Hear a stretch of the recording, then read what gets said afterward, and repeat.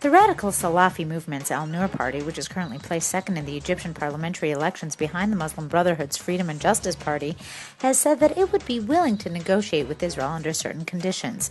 Salafi movement leaders announced that they plan to respect all treaties that Egypt has signed, including the peace treaty with Israel. Israel's new ambassador in Cairo, Yaakov Amitai, will also attempt to open communication channels with Islamic officials in Egypt, including representatives of the Muslim Brotherhood and the radical Salafi movement's Al-Nur party. Tunisia's newly elected president has called for the country's Jewish population to return. The state news agency reported Monday that President Moncef Marzouk has told the country's Grand Rabbi Chaim Bitan that Tunisia's Jews are full citizens. Tunisia presently has a Jewish population of 1,500, but in the 1960s there were 100,000. Most left following the 1967 war between Israel and the Arab countries. U.S. Secretary of Defense Leon Panetta said Monday that Iran will have a nuclear weapon within 1 year, if not less. Panetta said Israel's concern for a nuclear Iran is a common concern of the U.S. and that Washington would not rule out a military attack.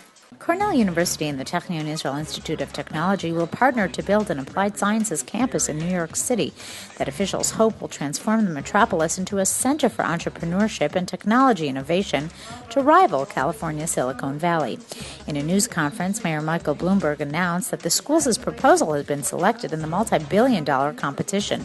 The news conference was viewed live in the Technion campus in Haifa in a crowd that included the recipient of the Nobel Prize in Chemistry, Professor Dan Shechman, who teaches at the Israeli University. 7 universities and consortiums submitted bids to build a campus in exchange for nearly free city land and up to $100 million in city improvements. Cornell and Technion have promised city officials the program will be up and running before the end of 2012. In existing city space, in a statement by Israel's New York Consul General Ido Aharoni, the Israeli official said the state of Israel was grateful for the opportunity to introduce Israel's creative spirit to New York City's new technological center through this unique Technion-Cornell partnership. Israeli researchers have managed for the first time to repair damaged tissue using components produced by embryonic stem cells. The experiment involved tissue regeneration in mice, but the researchers said the method might be usable in the future to repair human tissue and organs that were damaged due to insufficient blood supply. The researchers were from the Rambam Medical Center in Haifa and the Technion's medical school.